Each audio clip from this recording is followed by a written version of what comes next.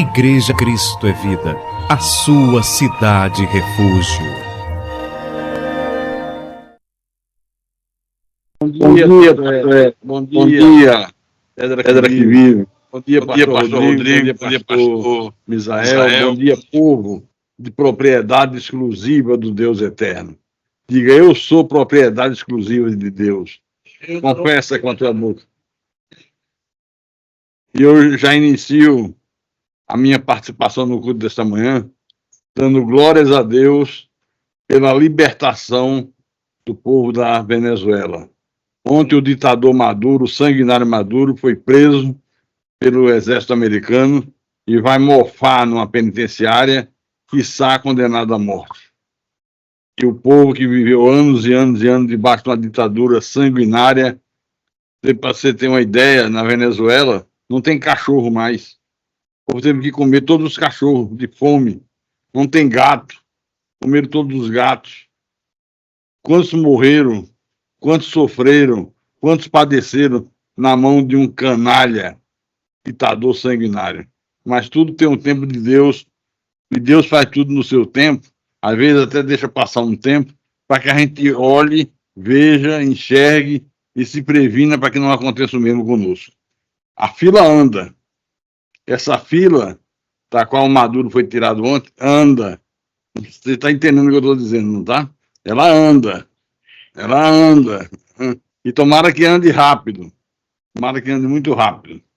E que o senhor Nicolás Maduro queime no fogo do inferno por toda a eternidade. É o que eu desejo para ele. Glória a Deus mesmo. Glória a Deus.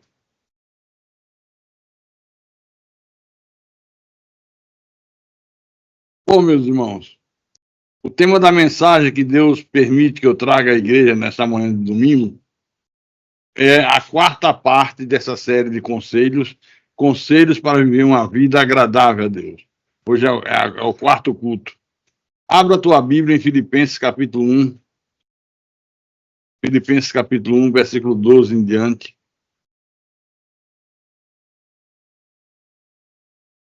Todos acharam? Então eu vou ler o texto sagrado. O apóstolo São Paulo escreve à igreja dos Filipenses e diz: quero ainda, irmãos, cientificar-vos de que as coisas que me aconteceram têm antes contribuído para o progresso do Evangelho, de maneira que as minhas cadeias em Cristo se tornaram conhecidas de toda a guarda pretoriana e de todos os demais.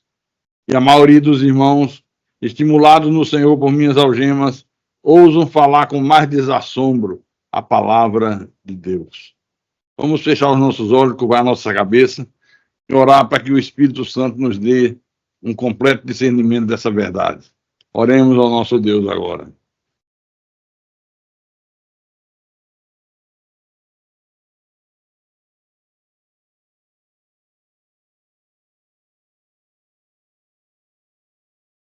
Senhor Jesus Cristo, nosso Deus, nosso Pai, nosso Redentor que vive, Deus soberano, todo-poderoso, Criador dos céus e da terra. O Senhor é o autor da nossa fé. O Senhor é o autor da nossa salvação. E nós estamos aqui reunidos nessa manhã de domingo para ouvir a Tua voz, para sermos ensinados pelo Teu Espírito Santo, para que possamos viver uma vida sobre modo agradável a Ti. Fala-nos nessa manhã mais uma vez.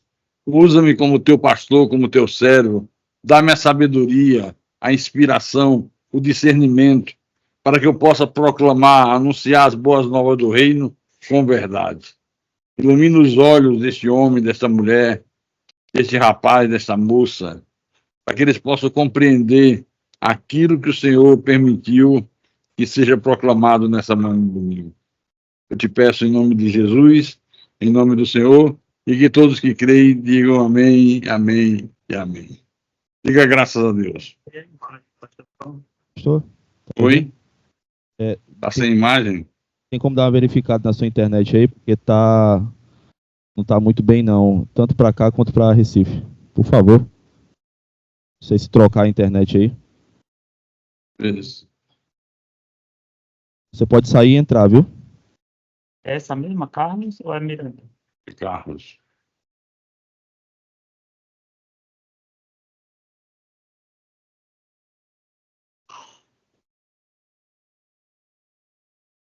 Voltou? Acho que agora deu certo, né, Rodrigo? Saia da chamada e retorne, por favor. Melhor, viu?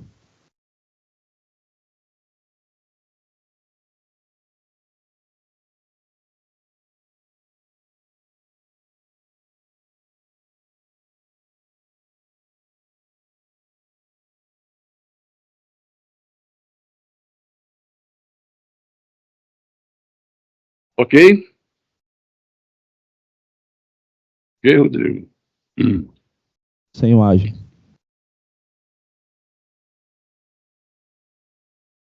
Me avisa se eu posso prosseguir. Tá sem imagem. Pronto, apareceu a imagem. Tá ok agora, viu? Ótimo. Alô, alô. Tá ok. Pode continuar.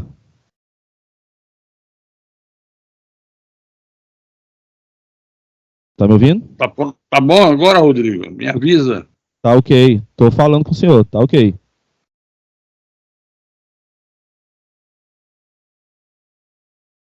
Tá ok. Alguém está recebendo a mensagem dele aí? Aqui tá, eu mudei. Tá continuando. Ah, ok. Ok. Graças a Deus. Então, meus irmãos amados, minhas irmãs em Cristo, Deus tem nos dado muitos conselhos, muitos ensinamentos através dos nossos cultos, que, quando levados a sério, faz com que a pessoa viva uma vida agradável a Deus. O que é uma vida agradável a Deus? É uma vida onde você vê Deus responder às suas orações, cumprir promessas, fazer você vencer os seus inimigos, suportar dor, suportar problemas e, no fim, sair como vencedor. Só pode viver dessa forma quem vive uma vida agradável a Deus. Agora, por que Paulo está falando com essa igreja sobre esse tema que nós estamos assistindo nessa manhã? Aqui, Paulo estava preso em Roma. E ele diz nessa carta aos Filipenses o seguinte: de maneira que as minhas cadeias em Cristo se tornaram conhecidas de toda a guarda pretoriana e de todos os demais. Essa guarda pretoriana era uma guarda que servia aos imperadores e era formada pelos melhores soldados do exército romano. Uma coisa especial. Então, esse versículo aqui mostra que a prisão do apóstolo São Paulo, longe de impedir a proclamação do evangelho, longe de se tornar um obstáculo para a proclamação da verdade de Deus, serviu para que o evangelho fosse divulgado de uma maneira mais ampla ainda. Inclusive, para a própria guarda pretoriana. A guarda principal do imperador também tomou conhecimento do evangelho que Paulo anunciava. Mostrando, então, que a fé cristã pode avançar, pode ir em frente em toda e qualquer circunstância. Nada pode deter a palavra de Deus de se espalhar por esse mundo. Nada. Diga graças a Deus. Então, a prisão do apóstolo Paulo despertou muita curiosidade. Fez com que, naquela época, muita gente se interessasse em saber por que Paulo estava preso em Roma.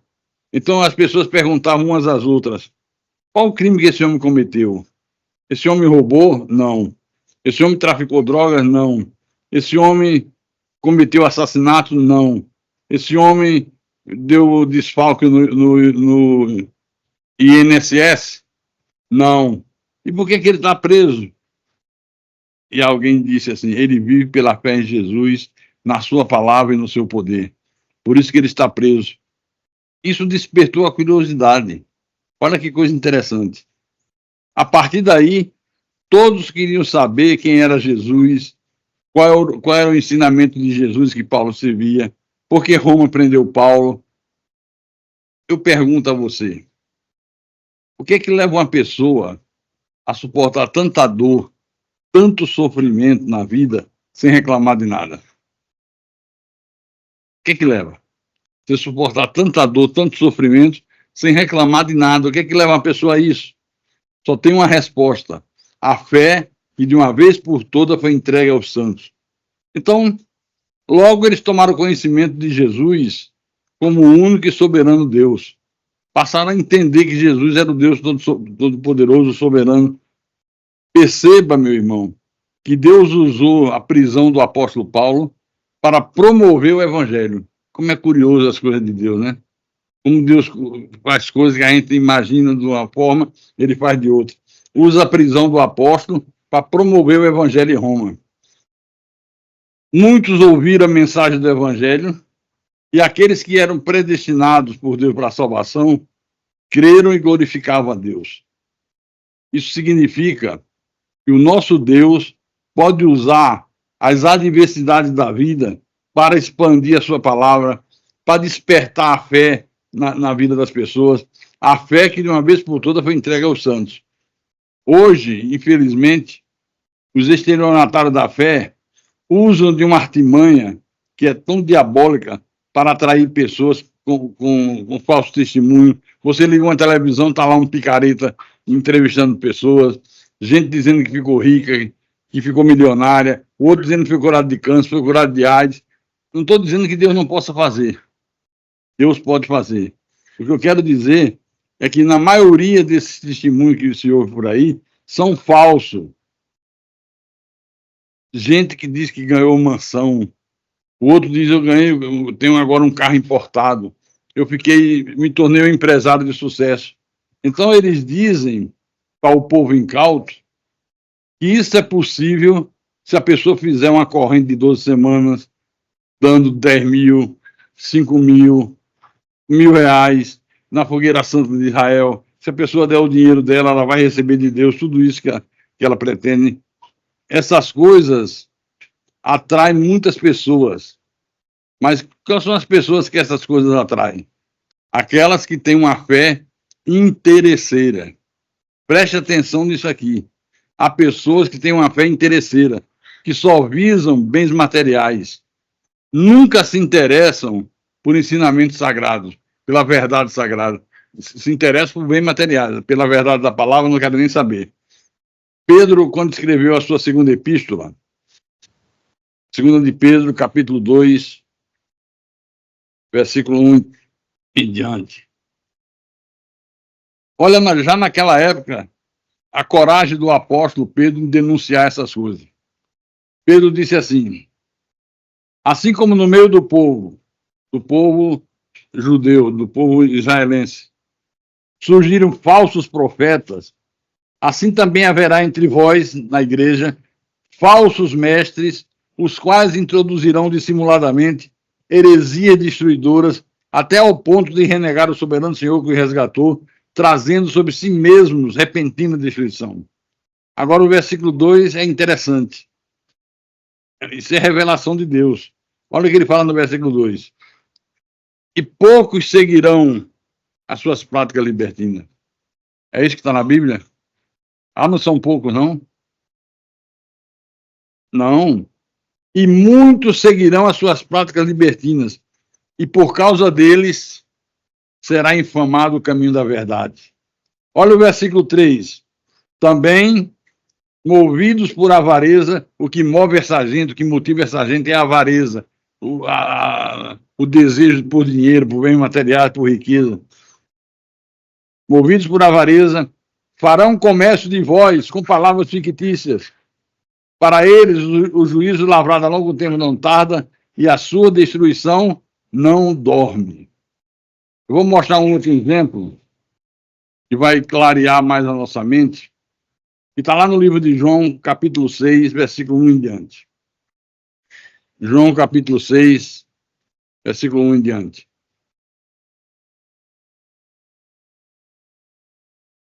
Os irmãos acharam? Recife localizou já? Fortaleza, Natal. Vou ler. Depois destas coisas, atravessou Jesus o mar da Galileia, que é o de Tiberíades. Seguia-o numerosa multidão, porque tinham visto os sinais que ele fazia na cura dos enfermos. Então, subiu Jesus ao monte, e assentou-se ali com seus discípulos. Ora, a Páscoa, a festa dos judeus, estava próxima.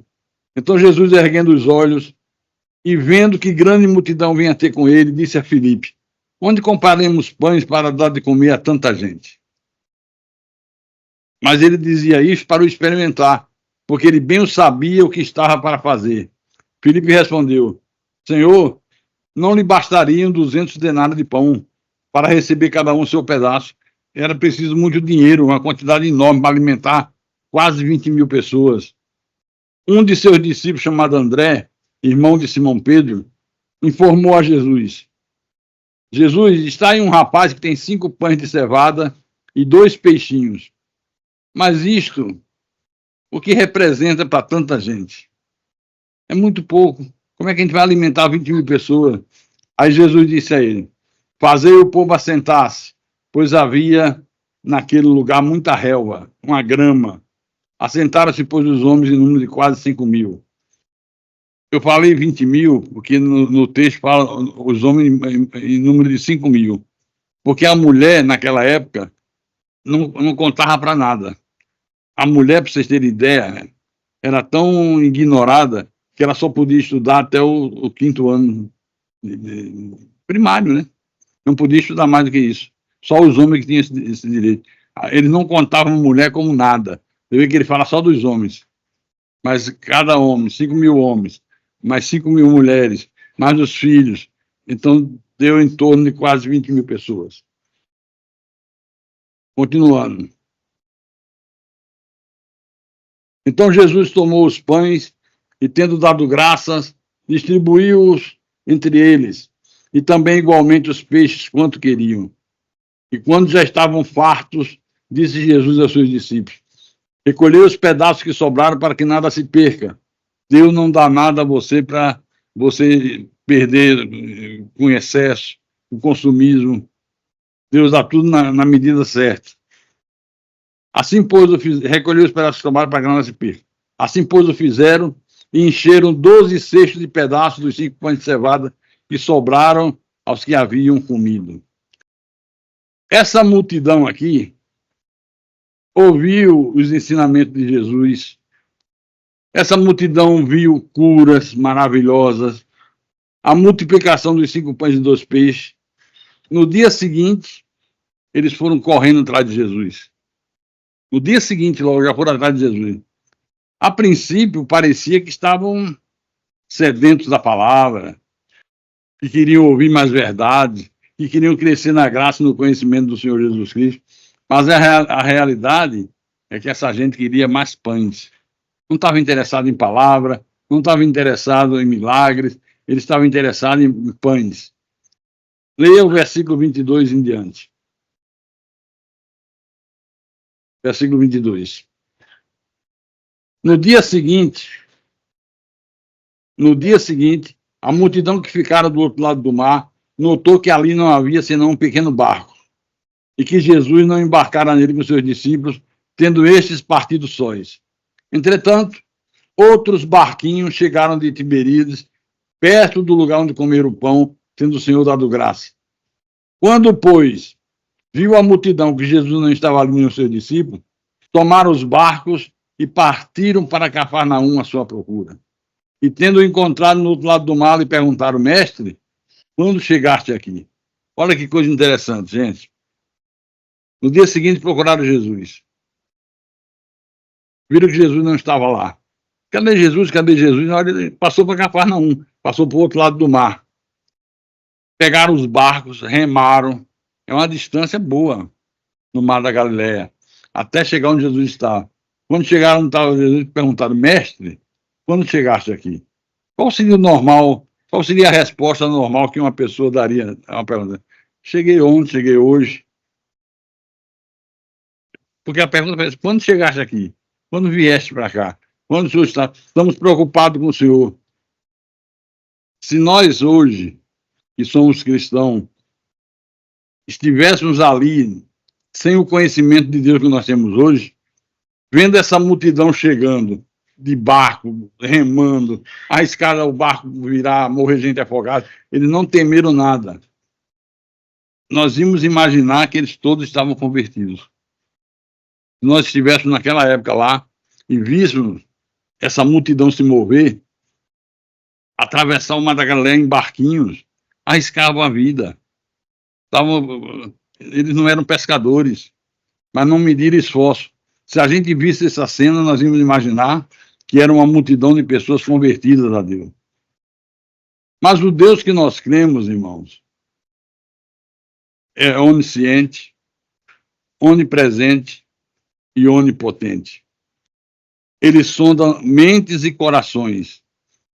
Por isso que Deus é o único que tem poder de sondar a tua mente e o teu coração. O salmista disse, ainda a palavra não me chegou à boca, tu já a conhece. Ele já leu o pensamento. Então Jesus desmascara a real motivação daquela multidão. O que é que motivou eles a atravessar para o outro lado do Mar da Galileia? O que é que motivou eles a arriscarem a própria vida em barquinhos para chegar a Cafarnaum? Veja o versículo 26. Versículo 26. Perguntaram a Jesus, quando chegaste aqui? Olha a resposta. Em verdade vos digo, vós me procurais, não porque viste sinais, mas porque comeste dos pães e vos fartaste. Ninguém engana a Deus. Ninguém engana a Deus. Aquela cara de piedoso, de homem de fé, de mulher de fé. Jesus diz, vocês estão aqui não porque vocês viram em mim sinais messiânicos, que eu sou o Messias. Não, vocês estão aqui por causa do pão que comeram no dia de ontem. Versículo 27.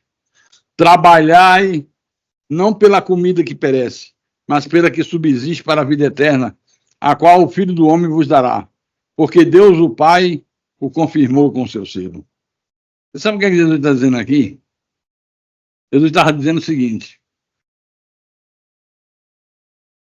se esforcem, trabalhem, dê duro, façam sacrifícios, venham à igreja todos os cultos, mas nunca visando as coisas materiais, nunca fazendo essas coisas visando casa própria, automóvel, dinheiro, roupa de grife. Jesus está dizendo, façam tudo isso que vocês fizeram. Arriscar a própria vida na travessia do Mar da Galileia, nesses barquinhos pequenininhos que qualquer coisa, qualquer vento virava. Mas façam isso que vocês fizeram, visando as coisas do Espírito, o alimento da alma que jamais perece, as coisas do Espírito. Eu vou te mostrar agora que Jesus tinha sondado as mentes e os corações daquele povo. Você pode estar aqui agora com a aparência de quem é convertido, que tem interesse pelas coisas sagradas, pelas coisas de Deus. Eu não vou saber se é verdade ou se é mentira. Só se eu conviver muito tempo com você. Mas Deus sabe. Deus sabe o que se passa dentro de você, o que você está pensando nesse momento. Ninguém engana a Deus. Então vamos mostrar como é que ele tinha sondado as mentes e os corações daquela multidão. Versículo 35. Agora o bicho pega. Jesus disse assim,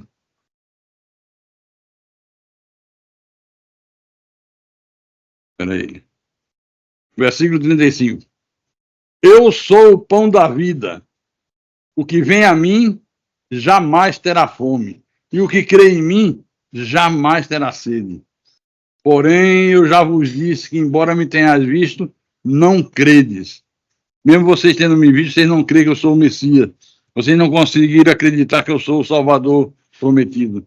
Então, Jesus chamou aquela multidão de uma multidão de incrédulos. Não credes, são incrédulos.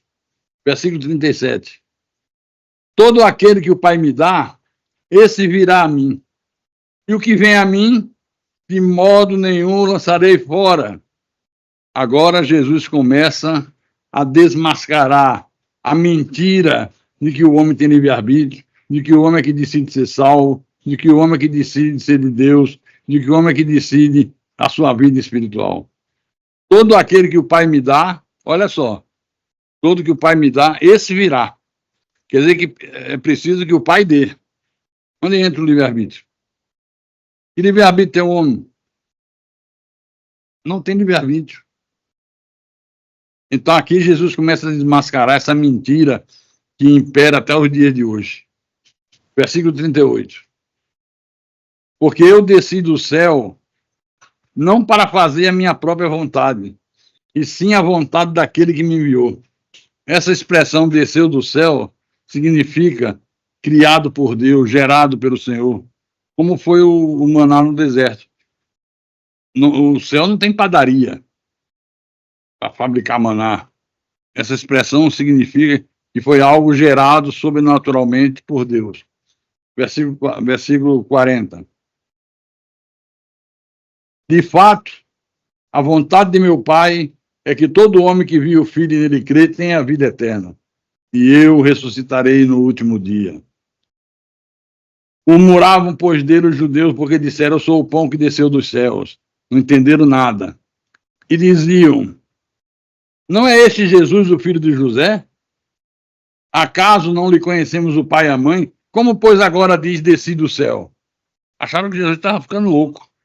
Não conhecemos a mãe dele, o pai dele, os irmãos dele, a família dele. Como é que ele agora diz que desceu do céu? Respondeu-lhe Jesus, não murmurei entre vós. A murmuração era grande, como nós vimos aí no versículo 42.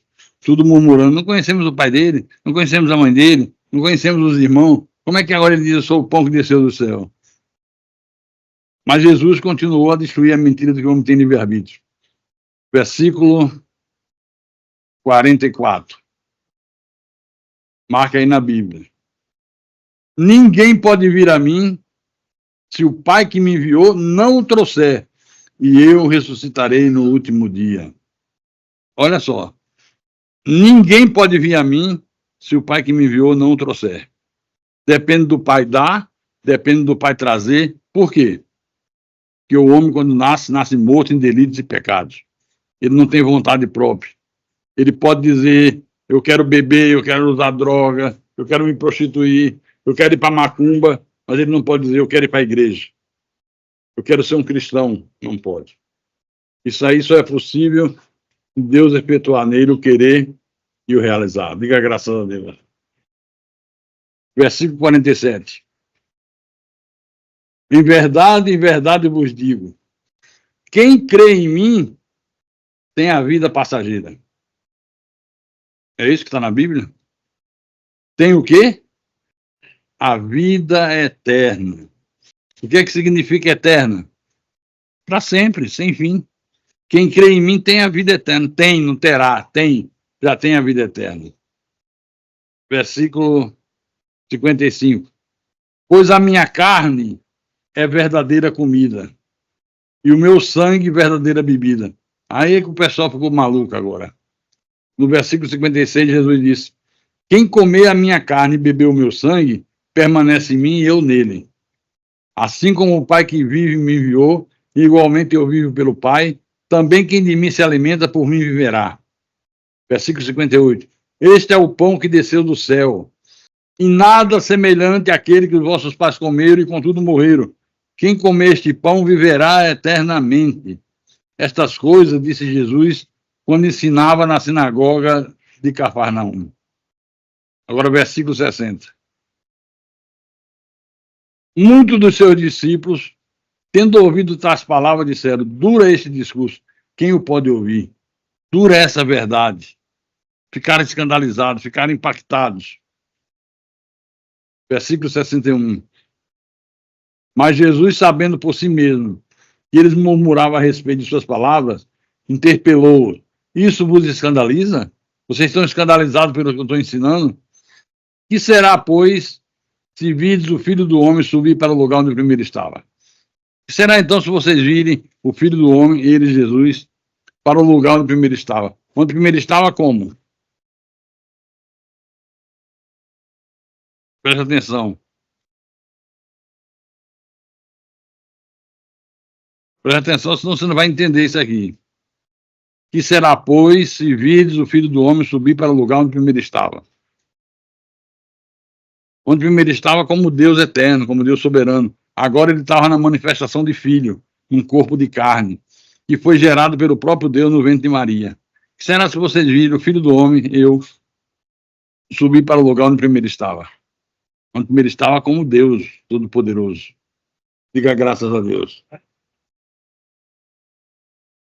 Versículo 63. O Espírito é o que vivifica, a carne para nada aproveita. As palavras que eu vos tenho dito são Espírito e são vida. Contudo, há descrente entre vós.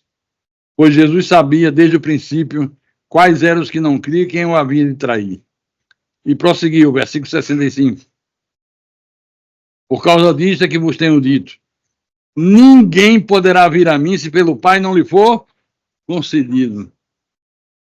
Ninguém poderá vir a mim, Jesus falando, se pelo Pai não lhe for concedido. Depende do Pai dar, do Pai trazer, do Pai conceder. Diga graças a Deus. Você está aqui hoje porque Deus concedeu a você estar. Isso é um privilégio. Amém? Versículo 66. À vista disso, muitos dos seus discípulos o abandonaram e já não andavam com ele. Muitos dos seus discípulos não querem saber de vida eterna, não querem saber. Esse cara está dizendo que nós não temos livre-arbítrio, que a gente não manda em Deus, que a gente não coloca Deus no canto da parede. Não estou fora. Eu não quero esse Deus Todo-Poderoso, esse Deus soberano, não é para mim. Muitos dos seus discípulos o abandonaram e já não andavam mais com ele. Então, versículo 67, perguntou Jesus aos 12 apóstolos: porventura quereis também vós outros retirar-vos? Vocês também querem ir embora? Querem acompanhar essa multidão? Aí Simão Pedro tomou a frente de todos e disse: Senhor, para quem iremos?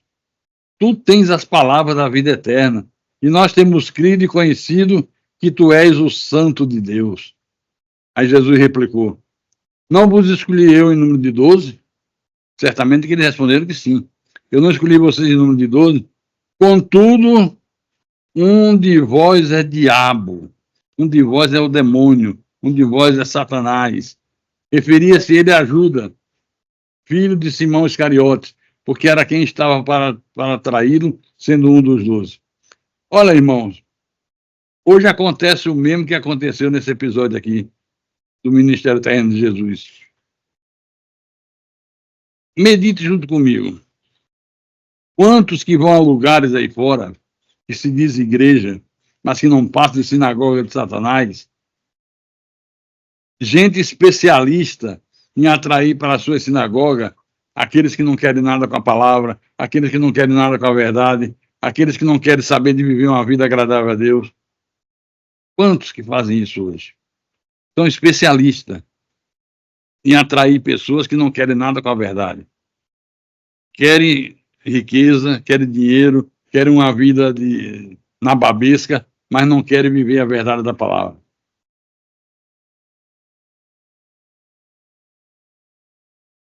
Vamos aprender mais alguns conselhos que, quando nós obedecemos, esses conselhos fazem com que nós tenhamos uma vida vitoriosa, uma vida agradável aos olhos de Deus. Abra em Filipenses capítulo 4.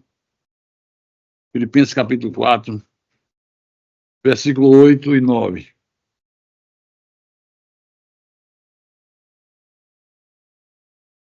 Ok?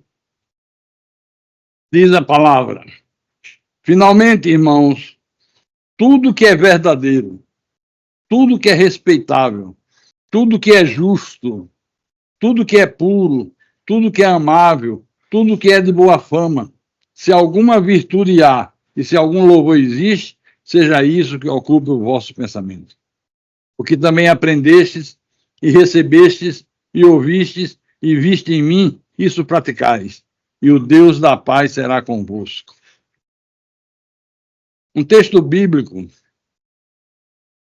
esse texto bíblico incentiva os cristãos a focar suas mentes em coisas positivas, coisas verdadeiras, coisas respeitáveis, coisas justas, coisas puras, coisas amáveis, coisas de boa fama, praticando tudo aquilo que o apóstolo Paulo praticou para que o Deus da paz seja convosco. Eles pratiquem isso, vivam dessa maneira e o Deus da paz será com vocês.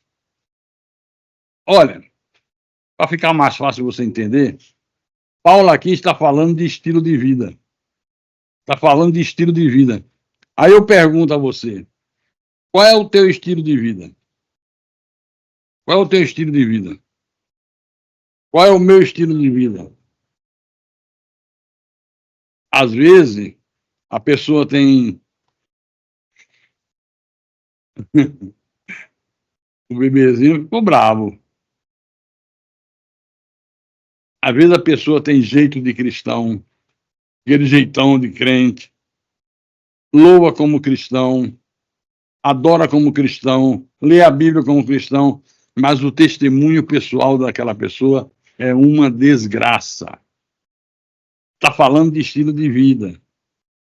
Como é que nós sabemos, pastor, qual o testemunho de uma pessoa? Pergunte aos filhos o que é que eles acham do pai.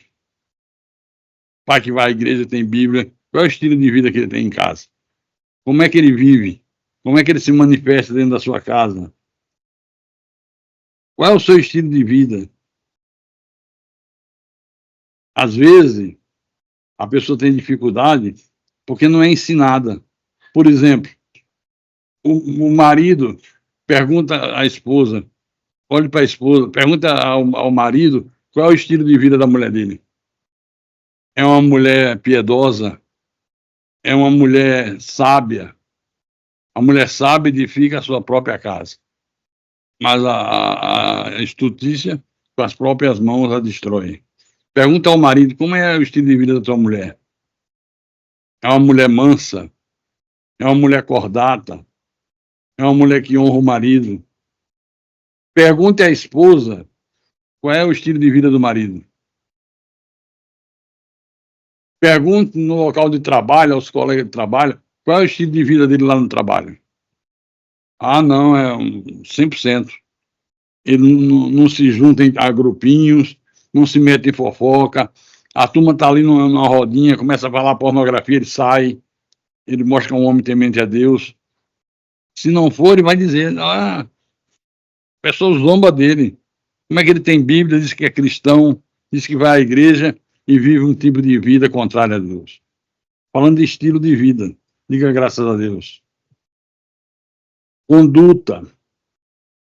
Porque às vezes, irmão, a pessoa faz fofoca, mente, trapaceia, adultera, é uma pessoa que zumbeira, cria problema com todo mundo, cria confusão com um, cria confusão com o outro, compra e não paga, às vezes está no trabalho, querendo puxar o tapete do outro para ocupar o lugar, e depois na maior cara de pau diz, irmão, eu te amo em nome de Jesus.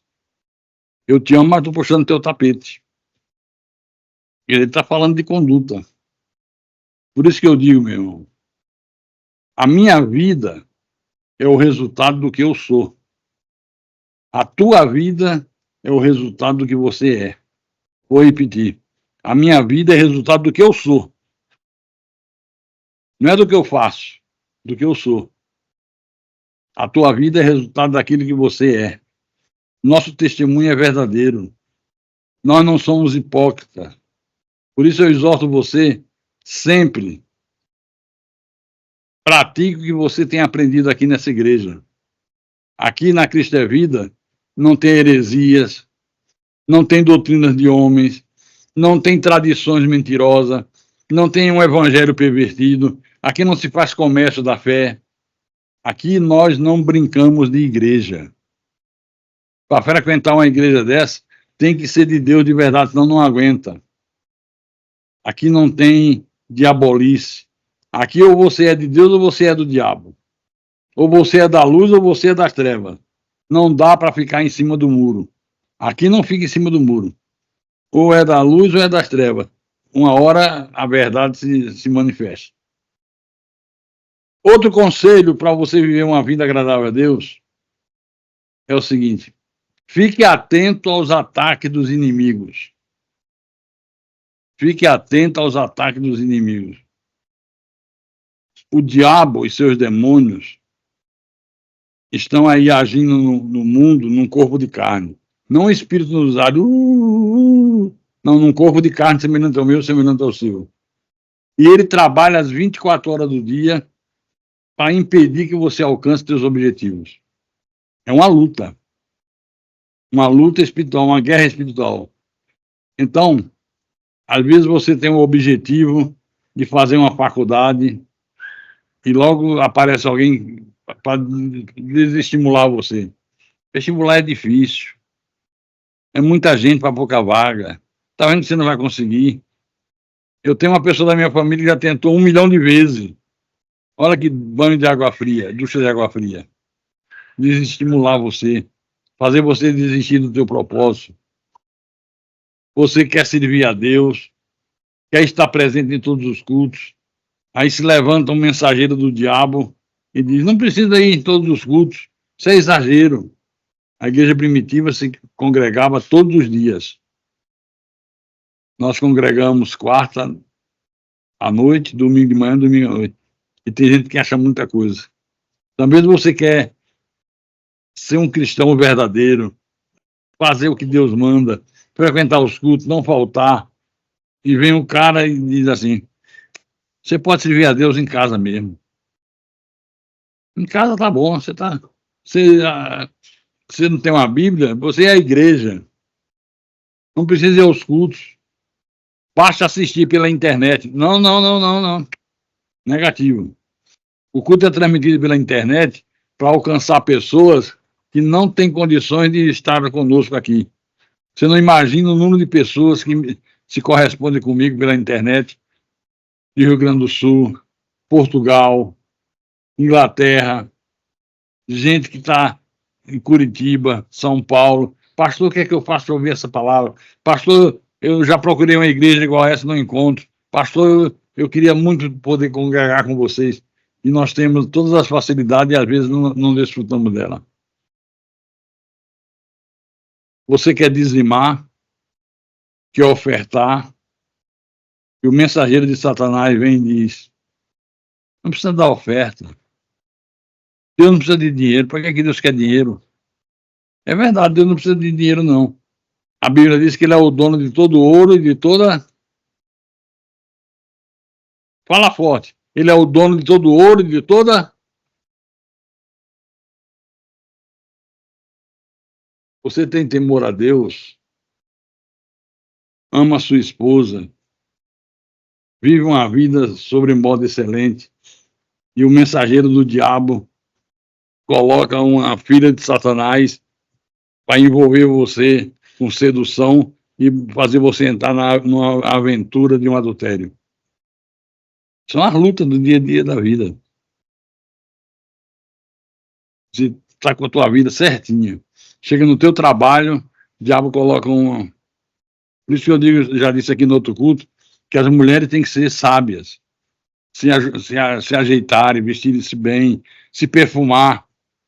Que é coisa melhor do que uma esposa perfumada para o seu marido.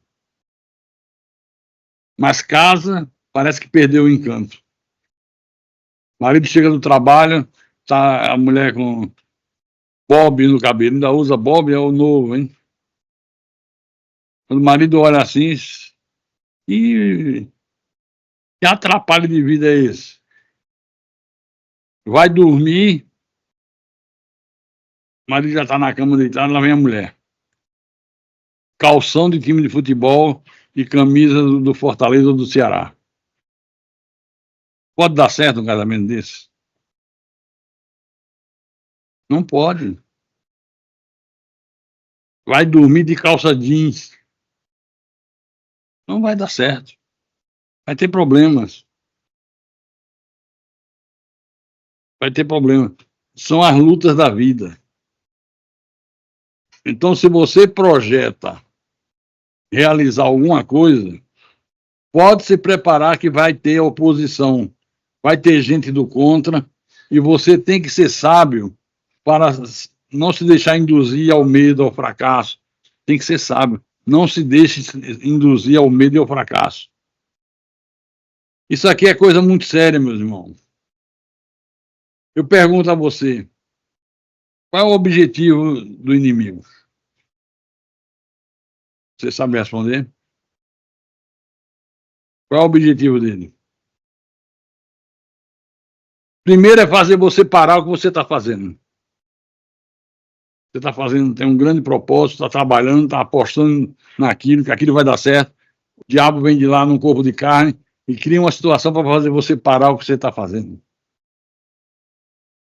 Segunda coisa que ele faz é desviar a tua atenção do que você estava fazendo.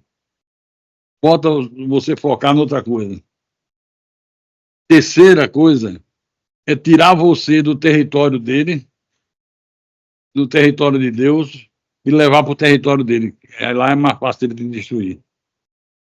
As convivências, as amizades. Com quem você anda? Com quem você convive? Quem são as pessoas que frequentam a tua casa? Cuidado. E numa dessas o diabo leva você, tira você do teu território e leva para o território dele. E vem um que chaveca, vem outro chaveca. Salão de beleza é um antro para isso aí. Junta um bando de mulher para fazer unha, cabelo. Não sou contra, não, tem que se cuidar mesmo. Mas é um ambiente que sai de coisa horrível e às vezes a pessoa, numa fraqueza, absorve um ensinamento daquele, quando abre o olho está praticando. Agora, tudo isso ele faz com sutileza, se dizendo teu amigo, tua amiga, dizendo que deseja o melhor para você. O mensageiro do diabo nunca diz que é teu inimigo. Nunca diz. Ele diz, eu quero o melhor para você. Você está com uma crise no casamento, chega num salão de beleza desse da vida, numa academia, não escolhe as pessoas com quem você convive, aí conta para a pessoa diz, vou te dar um conselho, eu já tive um problema assim, sabe o que é que eu fiz? Passei a ter um caso. Como abençoou meu casamento? Imagine. Passou a ter um caso, tem um amante, abençoou o casamento. Isso é diabólico, isso é terrível. Então, por isso que eu tenho ensinado à igreja que sem lutas não há. Fala alto, sem lutas. Tem gente que conquista uma grande vitória, vence uma luta terrível, derrota um inimigo poderoso, aí pensa que não vai mais ter luta na vida. Depois desse, vou ter paz. Essa luta que eu enfrentei agora foi gigantesca, mas eu venci. Graças a Deus que venci, agora é só andar, voar em céu de brigadeiro. Céu de brigadeiro é quando não tem nenhuma nuvem, nenhuma tempestade, o avião vai que vai tranquilo. Só que na vida espiritual não é assim. Quem pensa assim está redondamente enganado. O diabo, o vosso inimigo, fica só esperando o teu próximo projeto. O próximo projeto que você tem para tentar impedir a tua vitória.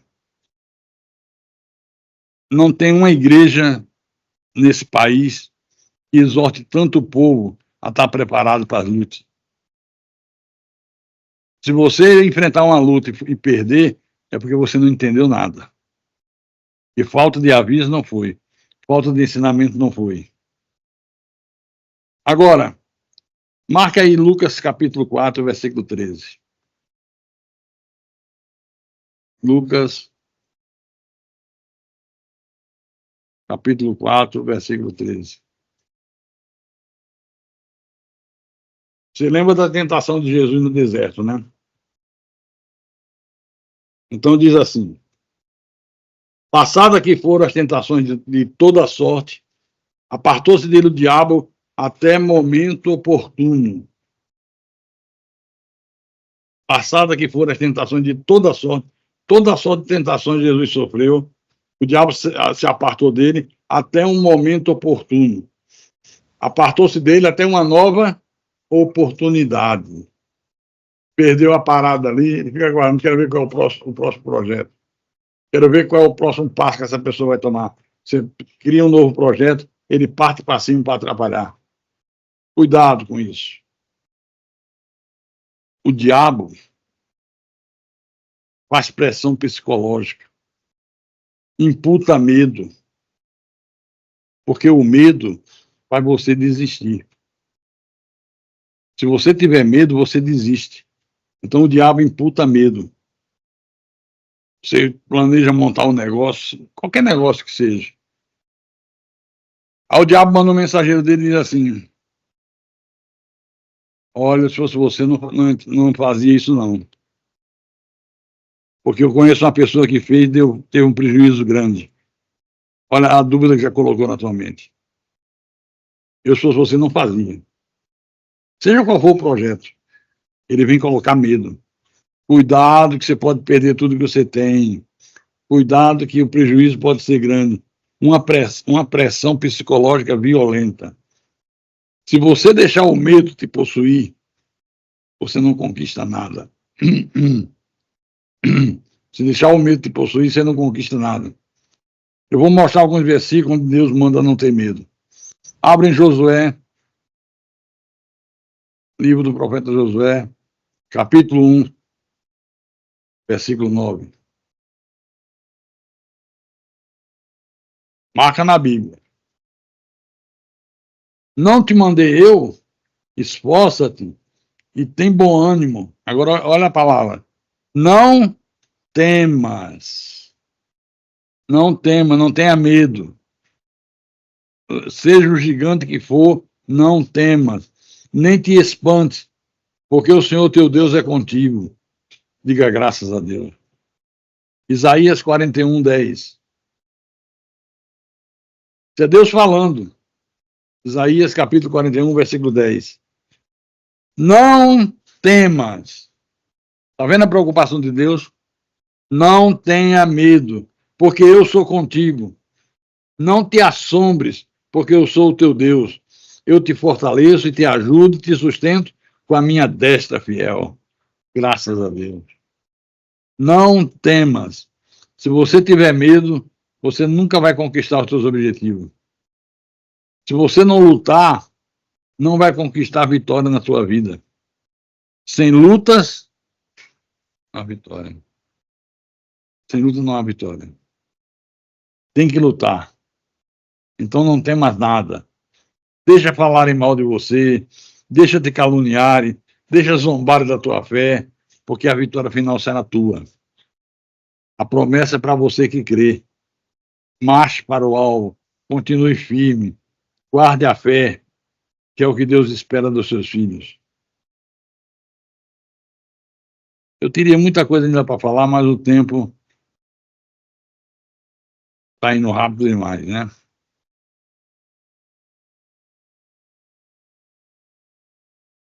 Eu vou parar por aqui. Eu disse quando eu comecei a pregar essa série que era importante que vocês ouvissem várias vezes. Eu disse, quando eu comecei a primeira, eu digo, daqui a 3 dias você ouve de novo, passa uma semana, ouve de novo, umas 5, 10 vezes. Para isso ficar impregnado na tua mente, impregnado no teu espírito. Vocês têm feito isso?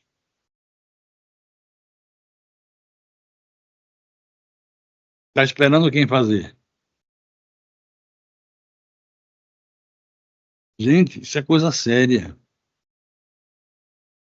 Isso é coisa séria. Eu escuto as minhas pregações várias vezes, para que isso fique aqui, tome conta da minha mente, tome conta do meu coração, tome conta do meu espírito. Que você ouviu, se eu fizer uma pergunta 5 minutos depois que acabar a pregação, você já não lembra. Se você escuta uma vez, escuta 2 vezes, 3 vezes, 5 vezes, isso vai impregnar a tua mente.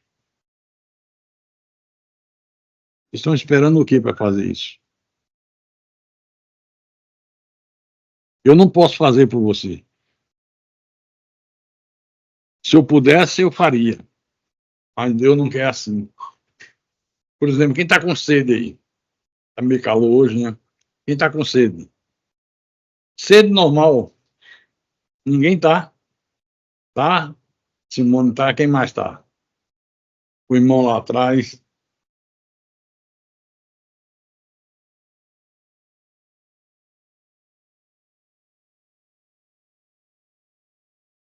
Matou a sede? Não! Tem coisas que só a gente pode fazer. Não dá para terceiro fazer, não dá para o intermediário fazer. E a gente ensina coisas profundas de Deus que você tem que levar a sério. Você tem que colocar como prioridade. Eu disse, pede ao pastor Rodrigo a mensagem gravada em CD, para você ouvir 4, 5 vezes. Mas ouvir, nem ouvir, botar no aparelho de reprodução e ficar lavando louça. Estou ouvindo. Não é assim que se ouve. É ouvir com o espírito. É ouvir com ouvidos espirituais. Com esse aqui é mole. Agora, ouvir com o ouvido aqui de dentro é diferente. É quando Deus trabalha. Você aprende. Você coloca em prática. À medida que você vai meditando, Deus vai criando oportunidade para você praticar. É assim que se cresce na fé, na verdade, no conhecimento do Deus Altíssimo. Não há outra maneira. Não há outra forma. Crescer na graça e no conhecimento de nosso Senhor e Salvador, Jesus Cristo. Tem que crescer na graça, gente. Leva a sério. Eu vou cobrar isso de vocês. Porque eu estou destrinchando coisas que são fundamentais para você viver uma vida agradável a Deus. Se você não vive uma vida agradável a Deus, como é que você quer receber os benefícios de Deus? Se você não vive uma vida agradável a Deus, como é que você vai querer que Deus seja favorável a você?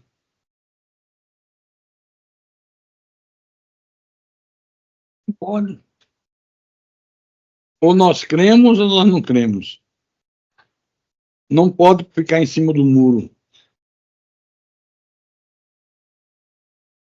Qual é o tema da mensagem de hoje, Simone?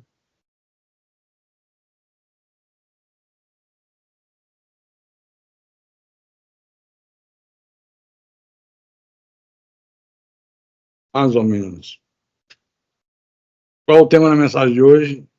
Vitória. Parabéns.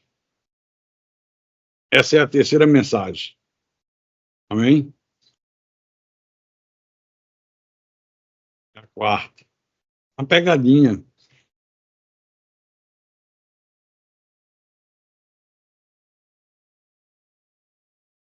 Eu, quando leio um bom livro, eu devoro o livro. Se o livro é bom, olha, eu fico dia e noite com aquele livro. Todo tempo livre eu caio para ler o livro. Porque é bom. Você não imagina quantas milhões de pessoas no mundo estão nessa hora recebendo um ensinamento diabólico, como se fosse de Deus. Enganados, ludibriados, explorados por homens perversos e maus. Nós temos o privilégio de conhecer a verdade. Nada nos assusta, nada nos intimida, nada nos escandaliza, porque nós conhecemos a verdade da palavra.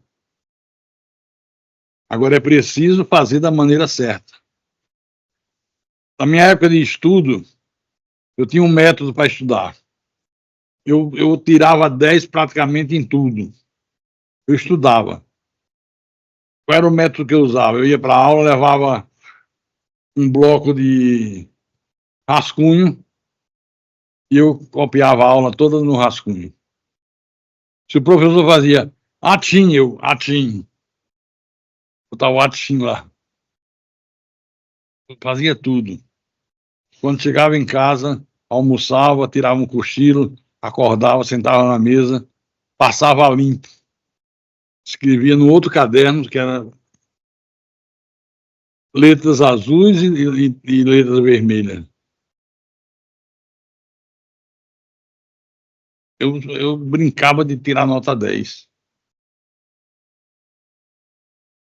As pessoas querem que caia do céu, ninguém quer se esforçar, ninguém quer tomar atitude de fé, ninguém quer provar para Deus que crê de verdade. Como é que vocês querem que Deus se manifeste na vida de vocês?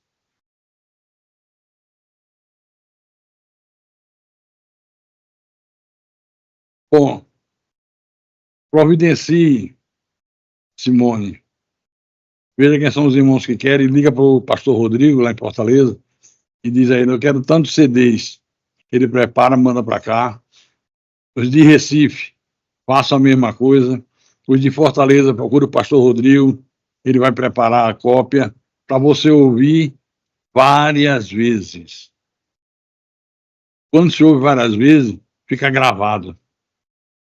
Já reparou porque que a música, uma boa música, ela se torna um grande sucesso porque você ouve uma vez, gosta. Ouve a segunda vez, gostou. Ouve a terceira. Passou 30 anos, o cara deu um acorde no piano, no violão. Você, eita, tal música. Como é que pode ser? Você passa 50 anos sem ouvir aquela música. 50 anos depois, quando ela toca, você sabe a letra. É curioso, né? Como é que ela ficou impregnada na tua mente? 50 anos depois, alguém tocou, você, aí eu conheço. Tu conhece. E tu era desse tempo. Você está aqui dentro da minha mente. É fantástico a nossa mente. Assim também em relação às coisas de Deus. Tem que ficar impregnado. Por isso que na nossa igreja, o pastor não faz pirueta, o pastor não dá gritos escandalosos. Para que gritar? Para que ficar fazendo palhaçada?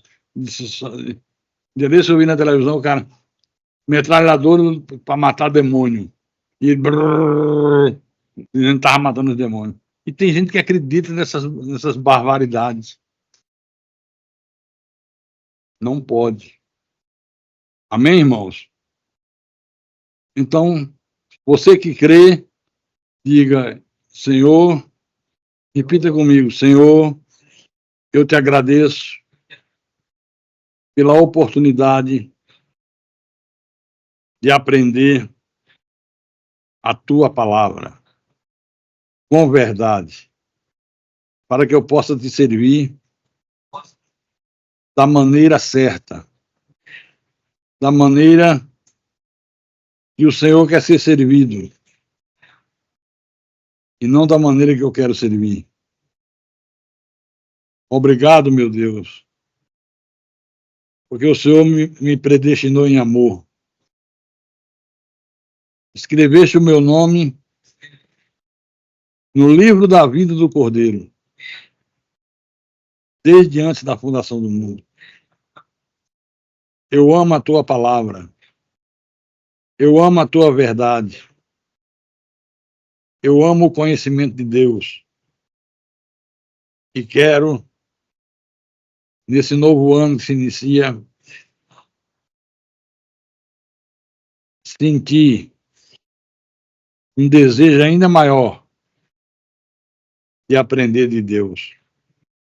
Eu quero estar presente em todos os cultos para provar que o Senhor é a prioridade número 1 da minha vida.